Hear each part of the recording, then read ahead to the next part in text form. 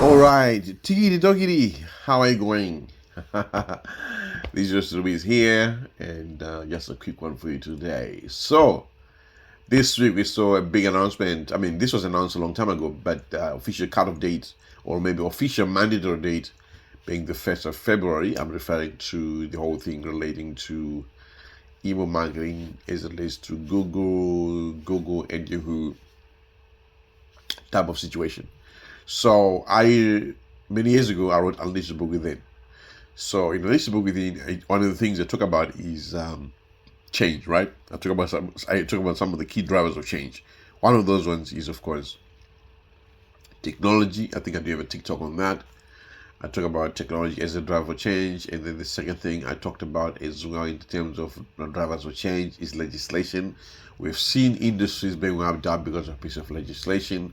We've seen some industry boom because of legislation. For example, we've seen the different issues around energy, stuff like that already. So any form of policy in those space will create a shift in the market, if that makes sense. Okay, that's a classic one as well. But I think over the years we've seen a lot of shifts in the marketplace being driven by a piece of legislation. You see, so legislation is one of those drivers for change, and sometimes it can have full-on effects. Okay.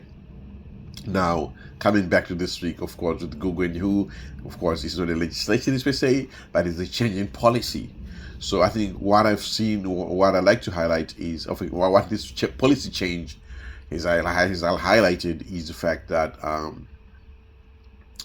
there's a major reliance on email. Okay, it also, this change in policy is also indicating that it just reminded the world who's boss. I'm talking about Google and Yahoo, because remember when these companies came on the scene 2-3 decades ago, a lot of people opened their Google accounts, email accounts, Yahoo email accounts, and stuff like that. And even years after, people continue to, even up to now, people continue to open Gmail accounts, Yahoo accounts, and stuff like that. So what you're seeing by the policy change is the fact that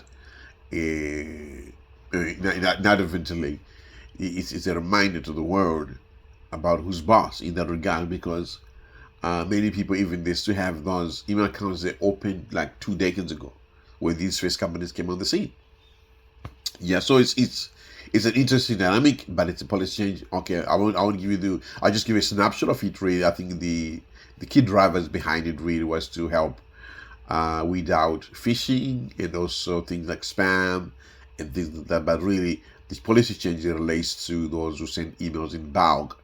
So I think many people we could be in running e-com businesses, information businesses, whatever it is. It's not, most people are doing online stuff.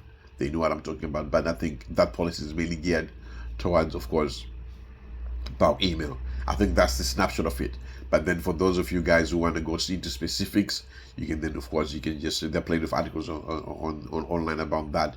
You can check it out. But I think in a nutshell, the whole idea behind those sort of policy changes, of course, to safeguard people from phishing and also from spam and things like that. So in a way,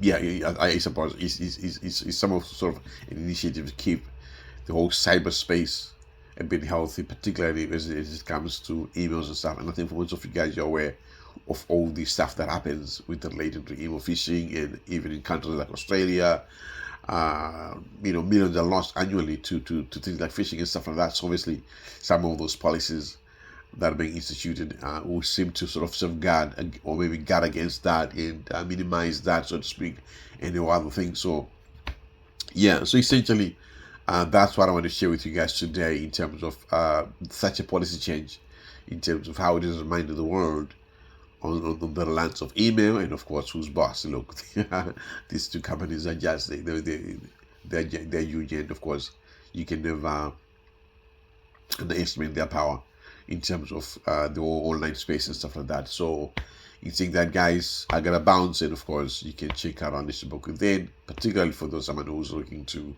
do anything online. That gives you, particularly if you're someone who is passionate about a particular thing that you want to share, maybe you want to write a book and stuff like that, and this book within will give a snapshot of where things are relating to that sort of space. So you're saying that, guys, I gotta bounce, and always remember you have uncommon destiny. I'll catch you guys later.